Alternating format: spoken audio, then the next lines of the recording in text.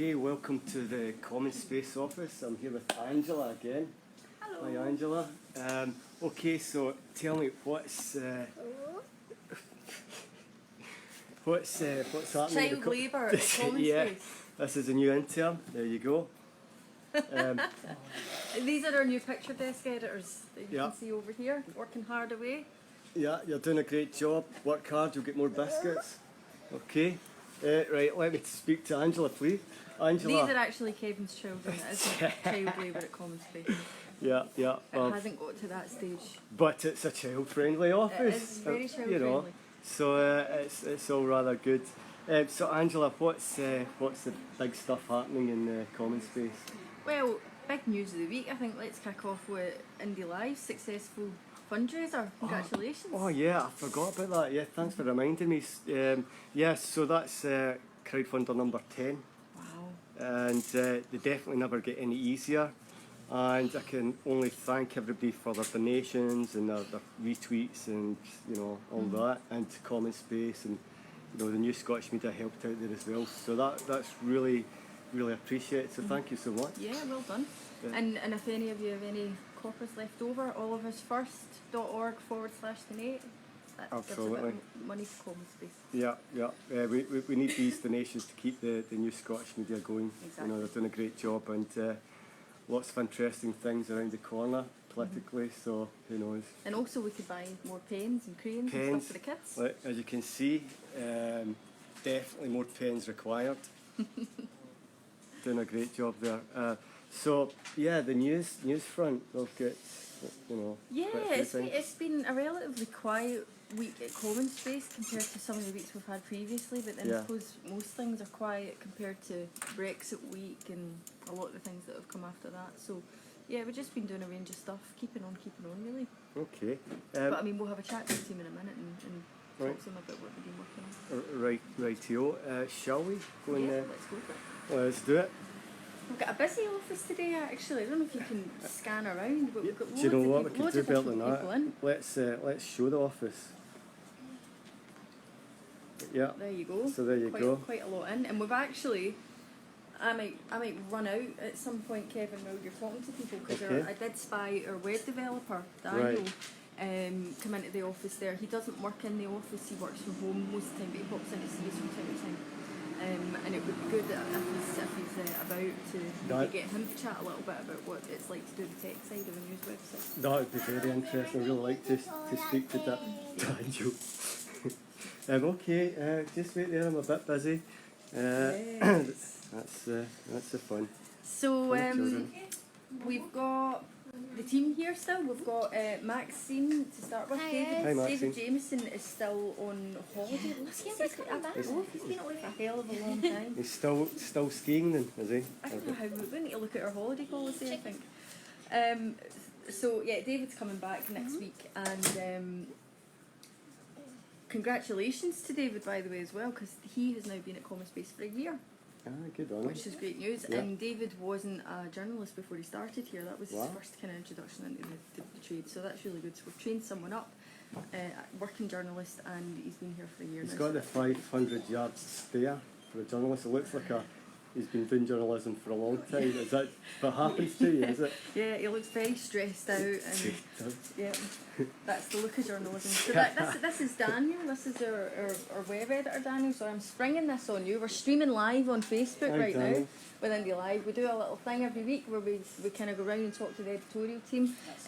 But if you're up for it at some point, maybe near the end, we can come have a quick chat with you and just find out what it's the horror of being the tech guy for a news website, because it must be horrific. Me sending emails all the time. Oh, Facebook's not working, Daniel. Something's wrong. Well, I'm a techie person, ex-techie person, so I feel your pain. I feel your pain. So let's kick off with Maxine. If this is the first time you're joining us on this, Maxine. This is all our work experience crew at the moment, because we've got a couple of people away, and so we decided to do a work experience programme. So this is Maxine, and she's doing a kind of social media content role for us. Maxine, what have you been up to? Well, I still, like we said, David's still on holiday, still kind of covering for him on the news in 5 minutes, and doing a newsletter at the end of the day. but right now today I am in the middle of posting our hashtag Common Debate, which is something that we do on a pretty much weekly basis, where we want to get your opinions on the news question of the day. Because what people think about the news is really, really important here to us at CommonSpace, because that is why we want a new media to involve people in the news and get you guys' opinions. So if anyone wants to comment below or has a response on Twitter that they want to hashtag Common Debate, the question today is, with new reports on independent currency options released and an Indie Ref 2 March scheduled for this weekend, and when do you think an independence referendum should be held, if we're going to have one? That's very interesting. I said tomorrow night. Yeah, tomorrow night, that's good with me. I got in there early. Okay, that's brilliant. And then we'll come around here and speak to Nat. Hey, Nat. Hello. Nat, what have you been doing this week? Well, today we've had the action paper from Labour, looking at what they want to do with regards to Brexit. Also looking at a lot of community energy trusts and businesses that are trying to start up, trying to get lots of funding as well for their projects. And also we'll continue to look at perspectives on Scotland from the European Union and European countries as well. Okay, excellent. And Thursday, is someone going through to talk to Angus Robertson? Is that right? Indeed, That's yeah. another wee thing we're maybe doing together. Together, a little bit of a collaboration between us. We're going through to Edinburgh to talk to Angus Robertson. He's obviously launching his debut SNP leadership campaign, so that will be very interesting to get that interview. Okay, brilliant. As you can see, I'm there's a Kevin's little in demand. Kevin's Kevin's in demand. Thanks, that's really good. That'll be the second one we've done. We've done Angus Robertson and Alan Smith. Alan Smith, yeah. You've been doing an interviewing and we've been live streaming it, and it looks really good. It's working out really well. So lots more of them, eh? Yeah. Okay, fantastic. This is great. This is very topical, actually, Yeah. Kevin, having kids in the workplace this week, isn't it? It Because sure there's been a is. big story down in Westminster where Is one that- of the SNP MPs got is into that right? trouble for, I can't, her name's gone from my head, but she took her kids into, I think, a committee meeting I read some. and down in Westminster because she couldn't get childcare in London, Yeah. so she had to take them in, and then she was looking at getting a slap on the wrist for that because it might have been a breach of some rule or something. It's not exactly a family-friendly place, Westminster, is it, to work? Yeah, but I mean that, you know, if you want to increase gender equality and things, you've got to take into account these things. Yeah, it's stuck as in the well, past, so. isn't it, really? So yeah, we're being topical at CommonSpace this week. This is deliberate. This is definitely deliberate. So, but Nat, you've been, so we're near the end of July now, and all of the work experience people started on the 1st of July, so, and I was saying earlier on, like, I see such a difference in Nat's news rights Yeah. from the 1st of July until now. That's right. It's amazing to see that progress, and how are you finding that now? We're nearly a month and nearly halfway through. Yeah, I mean, I can see it myself. You know, I can see the difference in in terms of structure and always keeping in mind what people want, what readers want, sort of main bits of information that they need in order to see you as a credible source of information. So it's been really interesting to see that transformation through my own eyes as well. Yeah. Yeah, it's been really interesting for me, you know, talking about styles and, you know, the structure of writing and stuff like that. You know, so there's a lot that goes into it, isn't there? Yeah. So, yeah, 2 months in, you're starting to get that look, Yeah. the journalist look. Looking 10 years older. I'm actually only 18. At ages, yeah. So, Alice, Hi. how are Good to you see getting Alice. on? Good, thanks. I've just had a really good morning. I was hanging out with the guys from Rookie Oven. Rookie Oven is a tech startup incubator that's based in Govan, and it's kind of an independent incubator, and they have people from all over the world working there. They've got people from Microsoft, there's a Swedish company working there, It's a really interesting space for Yeah. people in the tech industry. Yeah, I'm really interested to find out more of these tech companies. Yeah. So Yeah, they're some of tuning- them are doing really interesting work. You know, there's lots of app developers out there, but there's also the Swedish company. They're doing something that's quite similar to Yeah. the MaidSafe thing, all about the kind of decentralization of the internet, and you know, focusing on kind of building an alternative internet and an alternative way for people to access information, which is really interesting. I think there's definite scope for doing some interviews, live stream interviews and stuff. Yeah, absolutely. Yeah, that'd be interesting. You know, So we've got the MaidSafe article that Alice has done is on the site. It's just Yeah. as soon as I get a chance to edit it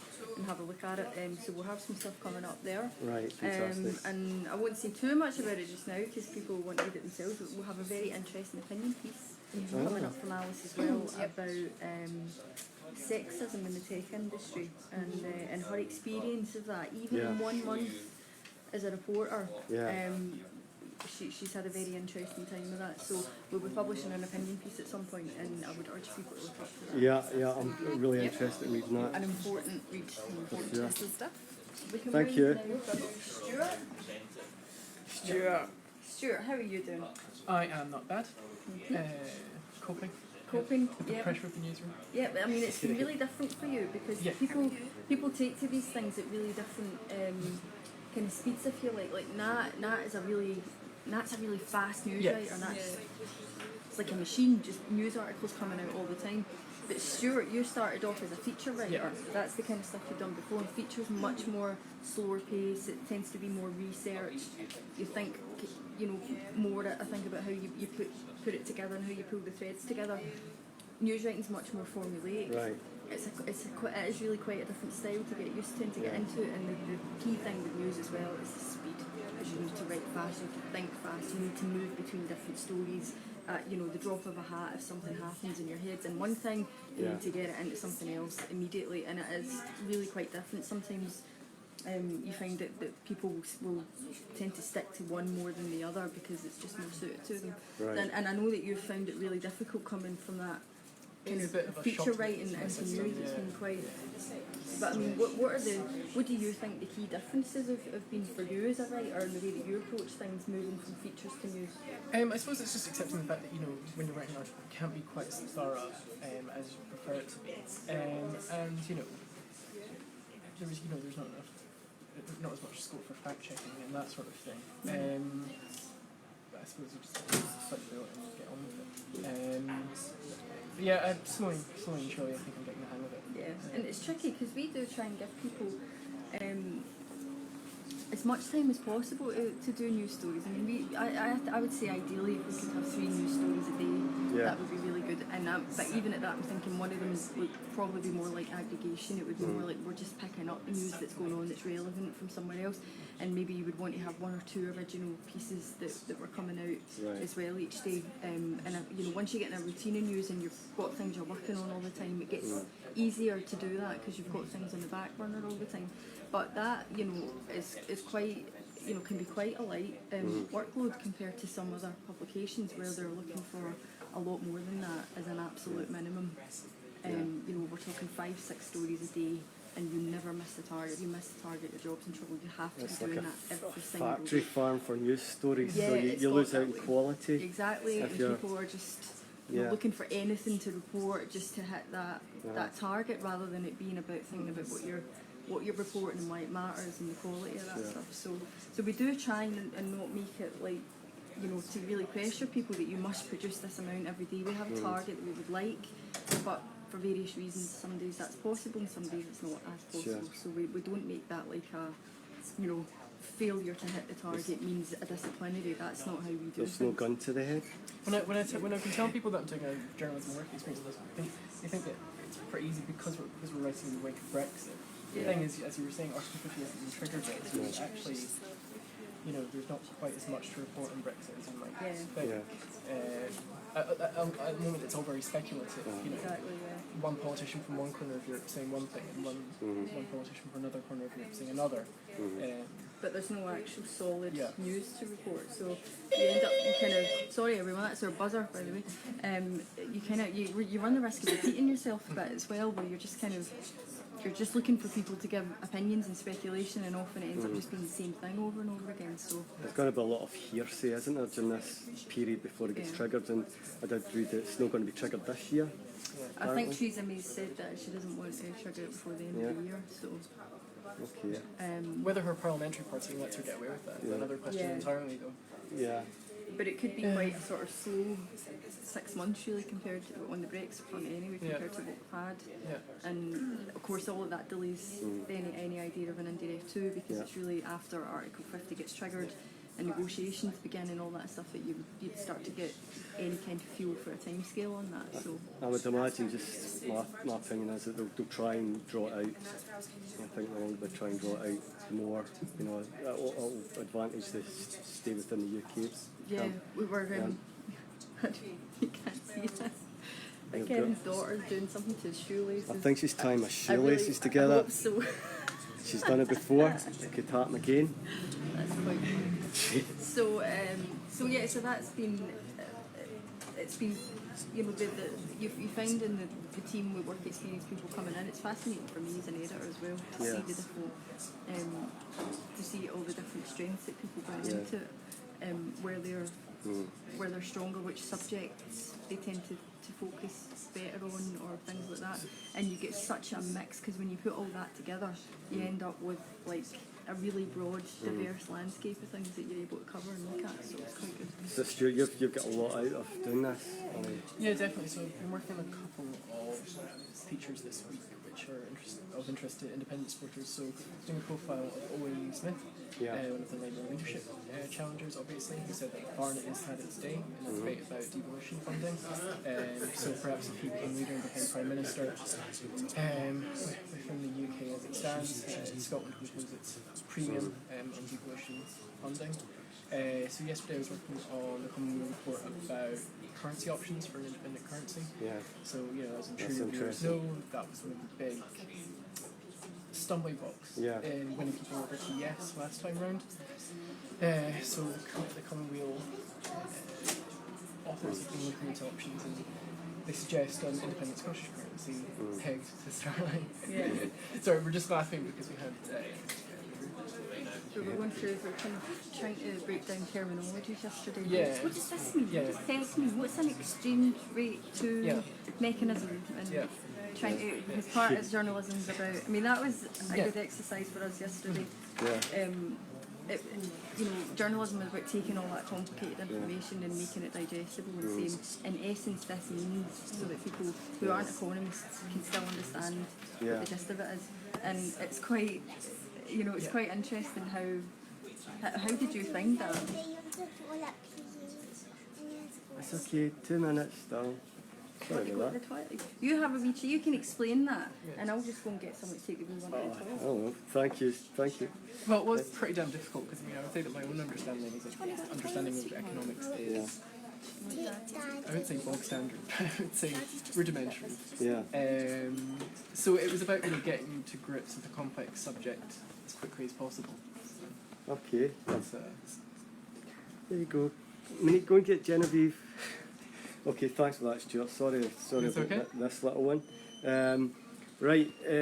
This is the youth of tomorrow. It is. The youth of today. This see, is getting the all- next generation. This is work experience. Very demanding generation. It's good to see. Absolutely. Assertive young women in the making. Right. Well, what I was going to talk to you all about, Alice, Nat, Stuart, right, was about live streaming. That's a shame. Poor Maxine's over there helping out Genevieve. Okay.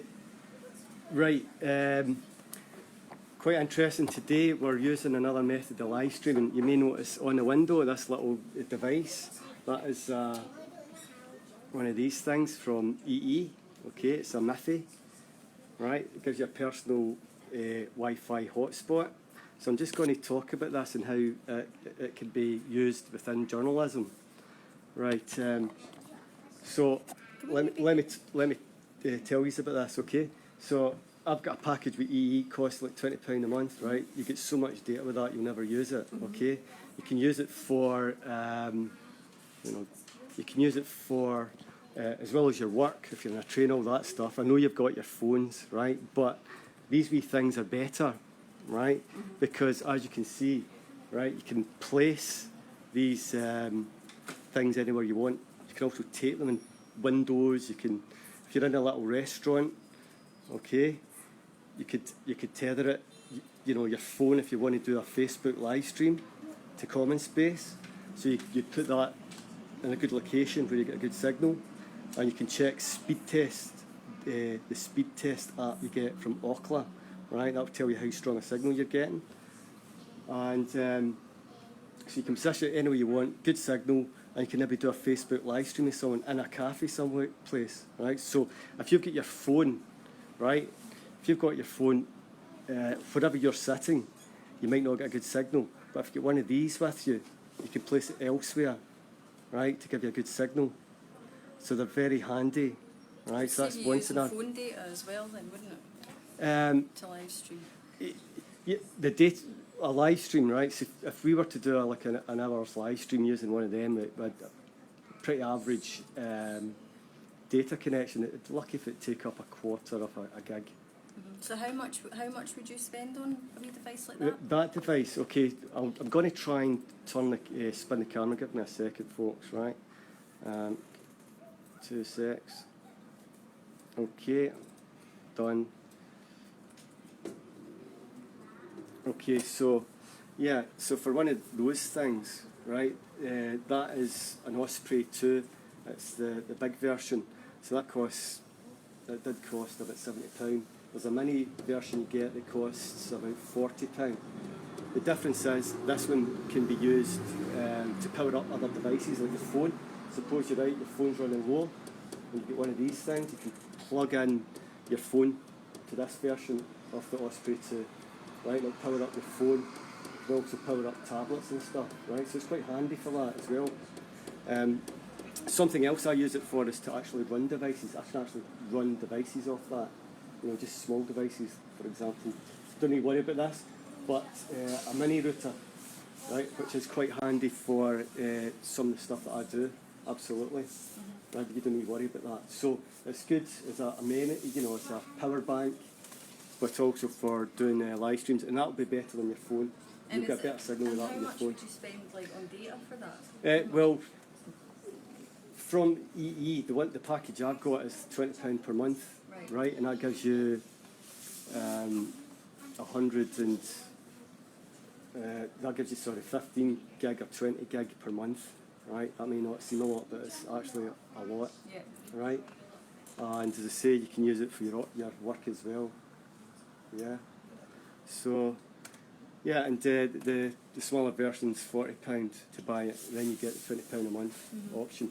But that might have changed. That might be a better deal. It's getting cheaper. It's getting more powerful. Those will always work better than your phone. Okay, so they will always work better than your phone. Those things. So there you go. Any questions from the interns? Stuart, you paying attention? I've seen you messing your phone. You've been so caught. Can you imagine that? Stuart, tell us everything that Kevin just yes, said. repeat, or else you're in trouble. And not very technologically minded, so it all would have been. So, I mean, live streaming to Facebook, right, is such a simple and powerful thing to do. So, and that's going to be a big thing in the future. I think that's a key thing, isn't it? Is it actually is a lot easier to do it than I think people realise it is, especially now when you've got like Facebook Live and Periscope. You know, you're getting the apps and everything created specifically for that. That it's just the touch of a button. Yeah, we need to be looking at this kind of technology. I mean, it's an absolute must for journalists. I mean, there's a chance to create your own news as well, isn't it? Yeah, and you know, it won't just be the written word for you guys. That's for sure. You're going to have to start getting into this, and it's not too difficult. Yeah. It's just making that transition, because it was interesting to me. There was a day I wasn't in the office. I was working from home, I think, or I was at home for some reason. I can't remember. It was late in the day. It was the day that the bus crashed. Yeah. Just outside. That was it. I was waiting for my new phone to get delivered. Need my technology, and that was when the bus careered down Renfield Street and crashed because the driver had gone into a shop or something and left the bus, and it went away on its own. So everyone was in the office, and this is just right outside, basically. Yeah. It was on our doorstep. Yeah. And, but, yeah, it didn't really occur to people to sort of get out with a camera, go live on the scene. Yeah. And get that stuff, and it was amazing to me sitting at home, because I'm emailing in going, you know, get outside, go and get pictures and all that stuff, and I had, from the first tweet I could find on Facebook, on Twitter rather, to say that this had happened, to the first picture emerging that I found was about half an hour, and the Herald and Times building's just at the top of the street, and it was amazing to me that it was taking that long, because it's like the technology's there for people on the street even to just get their phones out and start live streaming something as it's happening, as something's going on. But it's still not quite occurring to just normal people, even to some journalists. You know, I mean, this lot excluded, user work experience. It shouldn't necessarily occur to you to go out and do what a reporter on the scene would be expected to do. But you've got STV, BBC and newspapers all nearby. We're in the centre of Glasgow, and it seemed like it still took quite a long time to mobilise that for something that was breaking. It could have been a lot more serious than it was. Absolutely. You know, we didn't know at the start. I mean, I'll give you an example. When I used Facebook live stream the other day there, I was doing an event. It was Cali, refugees in Cali, and before the event, right, from the event area, I did a quick Facebook live stream to tell people about the event before we live stream it to our main live stream channel, right? When I got home, back up to Shawlands, I did another Facebook live stream, right, just to give people an update on that event, also to tell them about today, right, and future events were coming up. But that example you gave about the bus outside, phone straight outside, you know, but the problem is people were frightened of this. See, once you do your first Facebook live stream, you're like, oh my God, right, this is so straightforward, right? And so for also, you know, for future reference, I want yes groups and different groups, you know, Palestinian, whatever, to be using this technology as well. You know, about the live stream that we're going to have when we get our independence. Well, absolutely. And actually, a live stream party. Actually, in Saturday, right, we are going to be live streaming that event, but we want to do it to our main live stream channel, right? Allow you to embed it yourselves and Kilter and Bella, but also we want to try and do a Facebook live stream. But we need bodies, right? But I would urge everybody going to that event to just start live streaming it from their phone, using the Facebook app to their Facebook page, or if you're in a group, do it to a group. It seems than using Twitter and Periscope. I think this still feels like there's loads of different steps involved. Maybe that's improved, but it did at the start. Facebook is literally like touch of a button in your life, and it's funny actually, because I don't know if you all notice this on your Facebooks, but like every so often I'll get a notification someone is now live, and I think a lot of the time it's just people experimenting with it, and they're just like videoing like their kitchen wall or something. They're so excited about it, what's going on. So there's these really random live streams coming up on Facebook where folk are getting used to it. But they are starting to use it and get curious about what they can do with it. See what you just said there, notification. This is where it comes into its own. Facebook. It is what it is, right? There's so many people use it. 1.whatever billion are using it. It gives you a notification, so if it ends in Facebook, okay?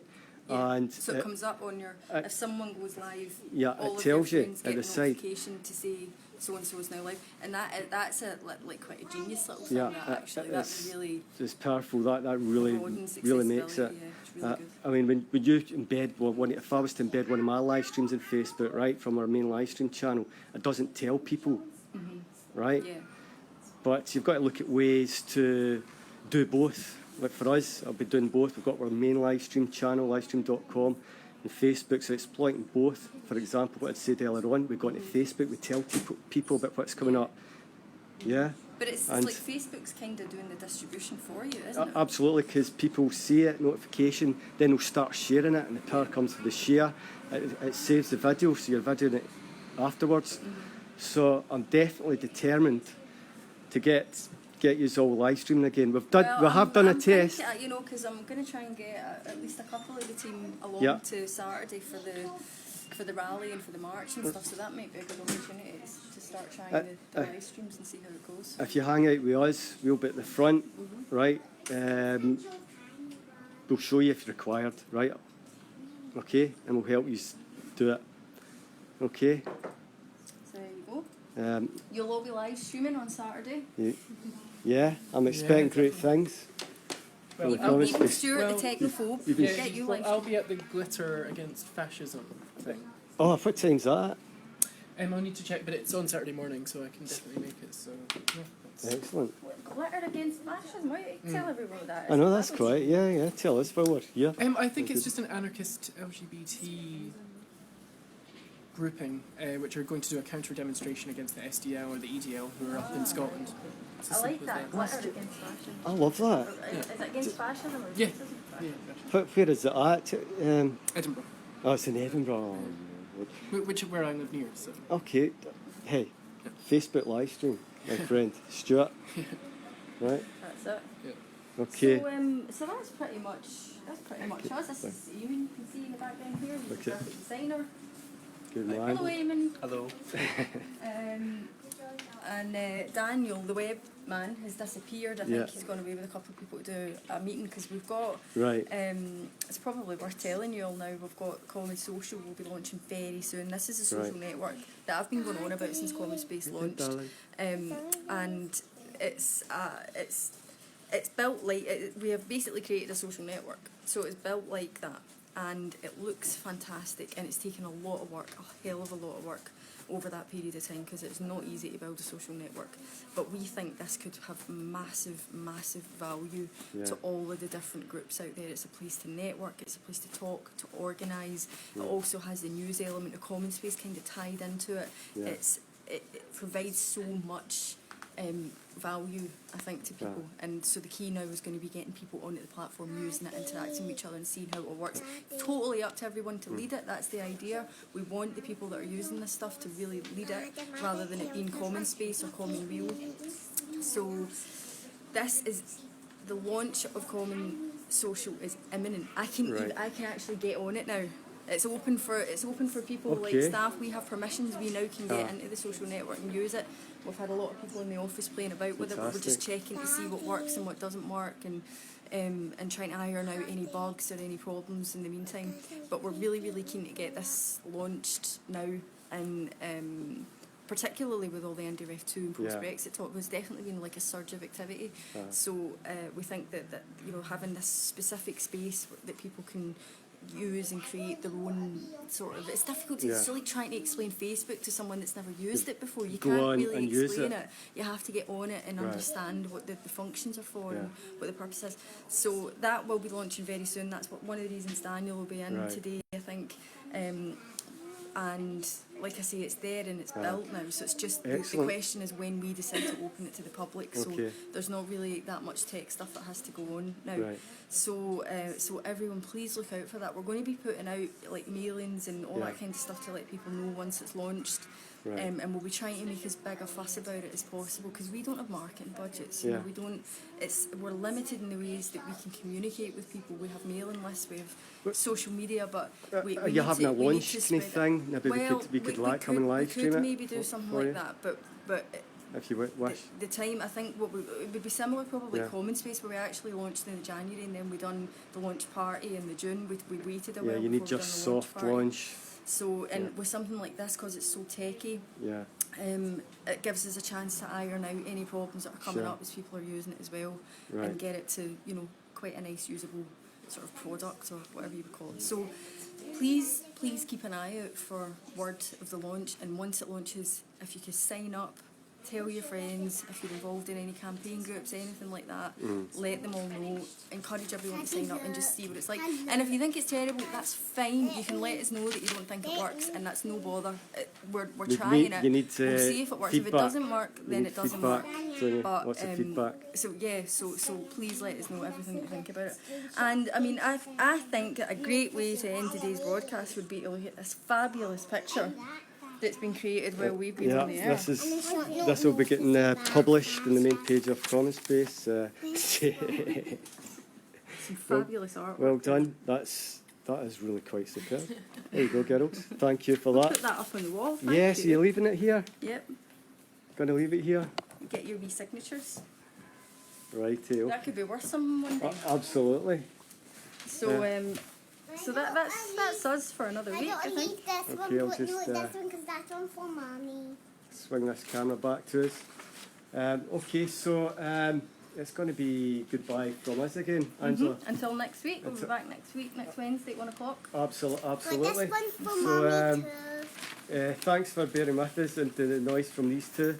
And we'll see you again soon. Daddy, Bye. Daddy, Daddy, Daddy, Daddy, that's for mommy.